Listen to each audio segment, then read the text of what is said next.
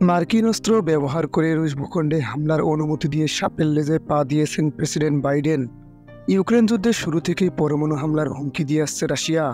এমন হুমকির মধ্যে বাইডেনের এই অনুমতি কেবল যুদ্ধের পরিধি বাড়াবে বলে মনে করছেন বিশ্লেষকরা। সেই ধারণাই ঠিক হলো এবার যুক্তরাষ্ট্র সহ গোটা পশ্চিমা বিশ্বের ঘুম হারাম করে দেওয়ার মতো ঘোষণা দিয়েছেন প্রেসিডেন্ট পুতিন।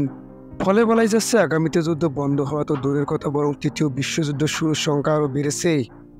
ব্রিটিশ সংবাদ মাধ্যম বিবিসির এক প্রতিবেদনে বলা হয়, পশ্চিমা লক্ষ্যবস্তুতে আঘাত হানতে পারে এমন দেশগুলোকে অস্ত্র সরবরাহ করবে মস্কো।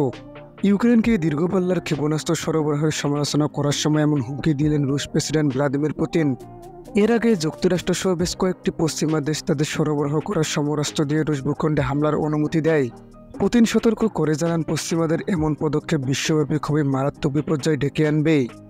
ভ্লাদিমির পুতিন মনে করেন, যদি কেউ মনে করে আমাদের ভূখণ্ডে আক্রমণ এবং আমাদের সমস্যা তৈরি করার জন্য যুদ্ধক্ষেত্রে দীর্ঘপাল্লার ক্ষেপণাস্ত্র সরবরাহ করা সম্ভব, তাহলে তাদের স্পর্শকাতর স্থাপনাগুলোতে হামলা করার মতো দেশগুলোতে রুশ অস্ত্র সরবরাহ করার অধিকার কেন থাকবে না? এমনকি পশ্চিমা বিরোধী দেশগুলোতে সরবরাহ করা অস্ত্র আরও ধ্বংসাত্মক হতে পারে, আমি এটা নিয়ে ভাবব। তবে এ সময় কোন দেশকে রাশিয়া অস্ত্র সরবরাহ করবে তা নিয়ে বিস্তারিত কোনো তথ্য দেননি রুশ প্রেসিডেন্ট। সম্প্রতি জার্মান দীর্ঘপাল্লার ক্ষেপণাস্ত্র দিয়ে রুশ ভূখণ্ডে হামলার অনুমতির জন্য জার্মানির করার সমালোচনা করেন পুতিন। এ ধরনের পদক্ষেপ রুশ জার্মান সম্পর্কে মারাত্মক প্রভাব ফেলবে বলেও সতর্ক করেন রুশ প্রেসিডেন্ট। সম্প্রতি খার্কিভে রুশ বাহিনীর কাছে মারাত্মকভাবে পরাজিত হয় জেলেনস্কির সেনারা। এরপরে আরও ভূখণ্ড হারানোর ঝুঁকিতে পড়ে ইউক্রেন।